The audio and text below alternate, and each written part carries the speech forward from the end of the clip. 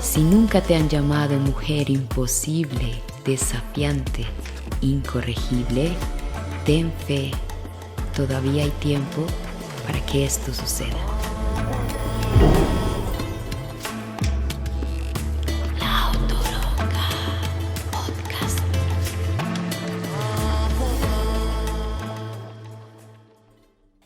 Hola, ¿qué tal? Llevaba mucho tiempo sin compartir nada en mi canal y estoy muy contenta de tener este espacio. Para los que no me conocen o para los que están de pasito por acá por primera vez, mi nombre es Natalia Mejía y mi proyecto se llama La Autoronga, el espíritu de la mujer salvaje. Bueno, hoy quiero hablar sobre algo que me ha venido resonando muchísimo durante el último año de mi vida. Y pues tiene que ver, digamos, con un poco del recorrido que he hecho durante los últimos años, ¿no? Ustedes sabrán que llevo muchos años viviendo en Perú y los últimos años los he pasado entre la selva amazónica y los Andes. Este año tuve la oportunidad, a través de un retiro en la selva de Puerto Maldonado, de conocer a una mujer especial que se llama Ruro, una maestra, partera, oradora, rezadora, fajadora, que me enseñó el poder del rezo, ¿no? Entonces, justamente quiero como traer esto a la mesa, aunque yo sé que es un tema que puede generar un poco de rechazo y de controversia, pues quiero ponerlo acá para ver ustedes también qué tienen para compartir, ¿no? Estas reflexiones son muy íntimas, yo no estoy diciendo que todo lo que esté aquí consignado sea verdad, pero quiero compartir porque siento que a lo largo de los años ha habido una malinformación y una deformación de lo que significa el poder de nuestros pensamientos, de la palabra y de nuestra intención a través de lo que decimos, ¿no? Entonces, realmente esto para mí es el rezo, ¿no? Y también voy a hacer como una mirada a través de la historia, sobre todo en, digamos, culturas precoloniales, y cómo se relacionaban esta con la palabra. Y pues bueno, voy a traer aquí un poquito de todo como para crear un contexto sano para explorar este tema. Entonces, primero quiero contarles sobre mí. Yo crecí y fui criada por la combinación muy interesante de las creencias de mis padres, ¿no? Que obviamente dejaron en mí sus impresiones, ¿no? Mi madre extremadamente católica, pero con una relación muy bonita con su fe, pues siempre me fue guiando a través de sus creencias y de la relación con los ángeles y todo esto, pues para que yo también encontrara confort en esto. Por el contrario, mi padre, aunque en algún momento de su vida quiso entrar en un seminario y convertirse en cura, luego renunció completamente a su fe y se declaró ateo. Y pues por ende decía que no había o no podía haber forma de que Dios exista. Sin embargo, mis papás se llevan muy bien y hasta el día de hoy siguen juntos. Y la postura que mi papá tenía en la casa era supremamente muy respetuosa, ¿no? Y sobre todo me abrió a mí un mundo de posibilidades para indagar, ¿no? Para cuestionar las cosas, para hacer preguntas incómodas, para ir a través de diferentes corrientes de pensamiento y no quedarme con una sola forma de ver el mundo, ¿no? Dentro de mis anécdotas de pequeña, recuerdo que mi mamá me enseñó la oración del ángel de la guarda y era de mis favoritas, ¿no? Entonces siempre la recitaba antes de irme a dormir. Y también recuerdo haber memorizado un largo listado de oraciones en la preparación para mi primera comunión y de sentirme súper contenta cuando la pude decir al unísono con todas las personas que estaban en misa, ¿no? Entonces era como algo importante para mí y sentirme que era parte de algo, ¿no? Por el otro lado, mi papá, en sus ganas de mostrarme el mundo y de llenarme de estímulos que me trajeran cosas buenas, un día me llevó a ver a los Hare Krishna que danzaban en una de las calles de Bogotá, ¿no? Yo en ese momento quedé completamente en shock y súper contenta de ver a estas personas con túnicas coloridas, entre rojos, naranjas, sin nada de pelo excepto por una pequeña coleta, danzando descalzos y repitiendo y cantando repetitivamente algo que para mí en ese momento era la canción más hipnótica que yo hubiera escuchado en mi vida. Pero sabía yo lo que eso significaba, sabía yo lo que era esto, sabía yo también lo que significaban las oraciones que había aprendido por parte del contexto católico o lo que se me pedía a mí recibir o entregar con el uso repetitivo de estas palabras. No, por supuesto que no. Entonces, con el paso del tiempo, yo o mi fe, digamos, empezó a parecer más a la de mi papá. Es decir, que se fue desdibujando, ¿no? Yo no me sentía cómoda denominándome católica, yo no me sentía cómoda repitiendo un montón de palabras que para mí no tenían sentido y no me sentía cómoda apoyando una institución con la que tenía ciertas discrepancias a través del uso de mis palabras, ¿no? Entonces, antes de continuar, también creo que es importante que hagamos una distinción porque, digamos, sobre todo en los contextos católicos, y repito que yo crecí en uno de estos, pues hay una distinción entre rezar y orar, ¿no? Hello, God. Entonces, rezar viene del latín recitar y significa repetir algo de memoria. Y orar viene del latín orare, que significa hablar o suplicar, ¿no? Entonces acá hay como una clara distinción, incluso hay algunos pasajes de la Biblia que dicen que Dios o Jesús decía, no uses la oración para repetir palabras sin ningún sentido y creer que con esto ya eres digno de algo, ¿no? Entonces a mí también se me hizo como esa aclaración, ¿no? Cuando estás rezando, estás repitiendo algo como de memoria y no le das demasiada importancia. Y cuando estás orando, estás hablando con algo más grande que tú o con Dios. Pero para mí, y lo que yo he aprendido del rezo, es que es una combinación de estas dos cosas, ¿no? Entonces también me gustaría que fuéramos un poco y viéramos lo que significaban antes esta relación con las palabras de una forma mágica, ¿no? En algún momento se le llamaban, digamos, cuando llegaron las personas de Europa a diferentes colonias alrededor del mundo y encontraron que las personas que vivían ahí realizaban ciertos rituales, y rituales no solo es la repetición, digamos, de ciertas acciones, sino que hay rituales que también se hacen con la palabra, ¿no? Entonces, estas palabras mágicas pues se usaban en esos momentos como para predecir o controlar fenómenos naturales, para devolverle la salud a alguien, para ahuyentar espíritus malignos o presencias que estuvieran haciendo daño, para controlar un poco las situaciones, incluso como para, a modo de oráculo también, predecir el destino de las personas o incluso cambiarlo, ¿no? Se decía que los chamanes en estas culturas, porque digamos cuando no hacen parte de ciertas corrientes teológicas y están más inclinados hacia el paganismo, podemos llamarlos chamanes, eran personas que eran elegidas incluso desde niñas y se les decía que tenían el aliento, ¿no? Entre comillas. El aliento era la capacidad de usar las palabras de cierta forma o en cierto orden para crear magia, ¿no?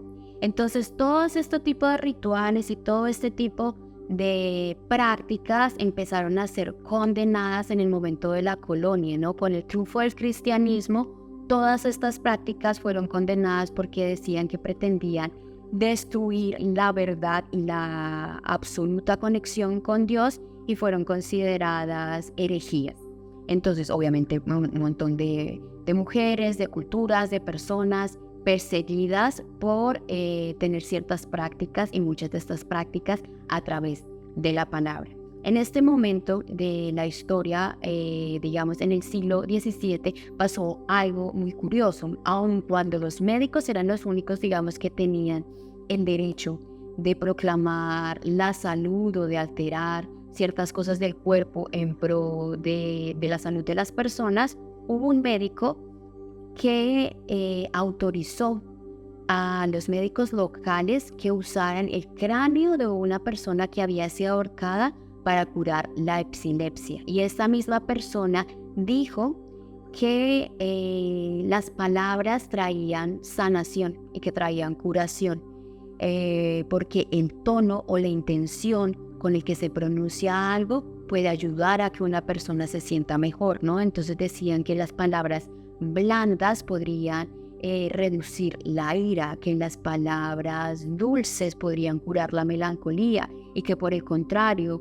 una palabra altiva o dura podía generar daño o incluso matar, ¿no? Entonces había ahí también como todavía una combinación un poco extraña, que es también mucho lo que pasa aquí en Perú, y es que cuando completamente se acogió, se interiorizó y se incorporó el catolicismo como parte fundamental de las creencias, de la fe y de la estructura social, pues todas estas demás cosas siguen estando muy presentes, ¿no? En relación con la palabra, la relación con la magia, la relación con el poder de transformar las cosas.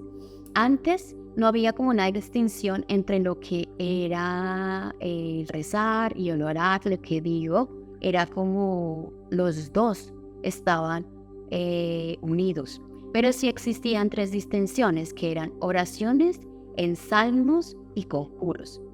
Las oraciones estaban dadas como para tener contacto con algo que fuera más grande, con Dios, para suplicar, para hacer una petición, para pedir perdón, para traer gracia, paz, para conectar.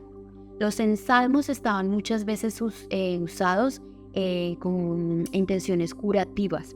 Entonces eran palabras específicas que se decían sobre las heridas de ciertas personas, trayendo como esa sanación a través de la vibración de las palabras. Y muchas veces habían que ponían vino, ponían plantas, ponían otras cosas, pero siempre como trayendo ciertas energías a través de las manos y sobre las heridas diciendo estas palabras, ¿no?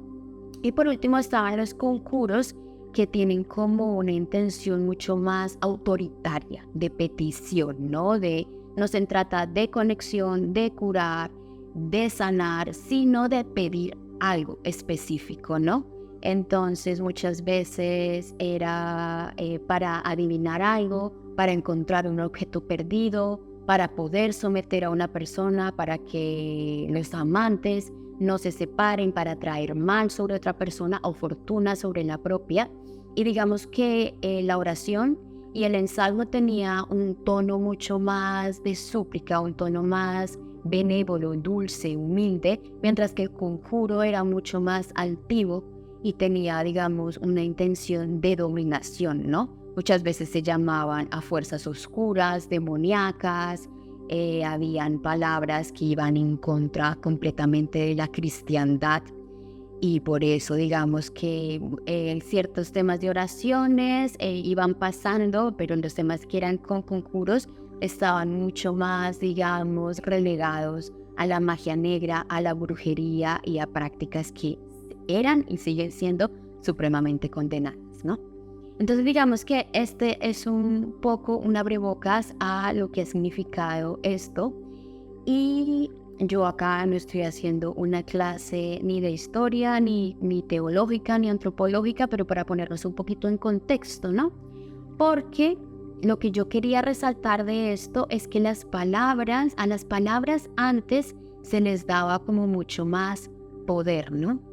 Y yo como comunicadora, porque yo también soy diseñadora y trabajé muchísimo tiempo en marketing y en medios, pues sé el poder que tienen las palabras, ¿no? Las palabras intencionadas que se dicen desde cierto tono y que proyectan un mensaje al mundo, lo pueden cambiar. Y esto es magia, ¿no? Pero no la magia de abracadabra, sino la magia que vemos todos los días en la publicidad, en los medios que nos dicen que vamos a hacer algo e inmediatamente terminamos haciendo. Y como vemos que es un acto seguido del otro, pues no lo reconocemos como algo sobrenatural o mágico, ¿no?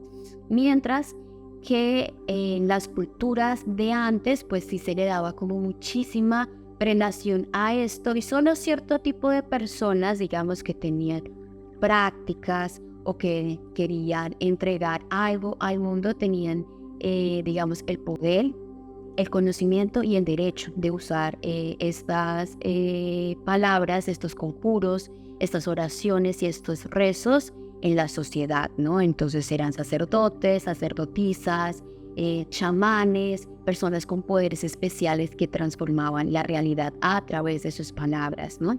Yo la vez pasada tuve también la oportunidad de hacer un podcast, se los recomiendo porque está en mi listado, a una mujer muy especial que se llama El Munis y ella trabaja el canto medicina, ¿no? Entonces también modifica la realidad y cura a las personas a sí misma desde la resonancia de su cuerpo, ¿no? Dicen, cuando nosotros vibramos de cierta forma, pues eso se proyecta al mundo cambiando lo que está a nuestro alrededor. Y realmente es que yo sí creo en eso y por eso que fue la primera vez en mi vida en que pude, digamos, interiorizar lo que estas culturas o estas prácticas querían hacer con los rezos y empecé a involucrarlo en mi vida, ¿no? No es precisamente que me levante rezando todos los días o que me acueste rezando todos los días o que esté aprendiendo oraciones y las empiece a repetir, ¿no? Hemos escuchado también en otras culturas como orientales, las de Tíbet y las de China y las de la India, que tienen cierto tipo de oraciones que llaman ellos mantras, ¿no? Y es la repetición de ciertas palabras, de ciertas combinaciones de sílabas que crean una resonancia especial que hace que nuestra mente se silencie, entre en un estado de trance y pueda ir más profundo, ¿no? Como diluyendo la ilusión o el velo de la mente, del ego, de los pensamientos excesivos. Esta vibración que producimos con nuestra propia voz nos ayuda a viajar hacia adentro, ¿no? Entonces, en este retiro que yo hice, les comenté que esta maestra Ruro nos compartió un rezo. Y este rezo, como dije, yo no me siento en capacidad de compartirlos con ustedes, pero más que una actividad de pedir y de, ok, yo necesito esto y dame esto y por favor ayúdame con esto, era todo lo contrario. Era un ejercicio de honrar y agradecer a todo a nuestro alrededor, ¿no? A todas las fuerzas que sostienen esta experiencia, ¿no? A todos los elementos que nos rodean, a nuestro linaje, a nuestros maestros, a nuestra familia. Honrar y agradecer nuestra propia existencia. Y en ese momento en donde nos abrimos por completo, porque incluso hay una postura especial para hacer los rezos, hay una disposición mental, hay que llegar a un estado de meditación profunda, ¿no? Pero claro que sí hay un orden lógico, hay un orden que se debe seguir, como que hay una preparación, pero no es que se aprenda algo de memoria, se aprende de memoria el procedimiento para ritualizar la reproducción de estas palabras, ¿no?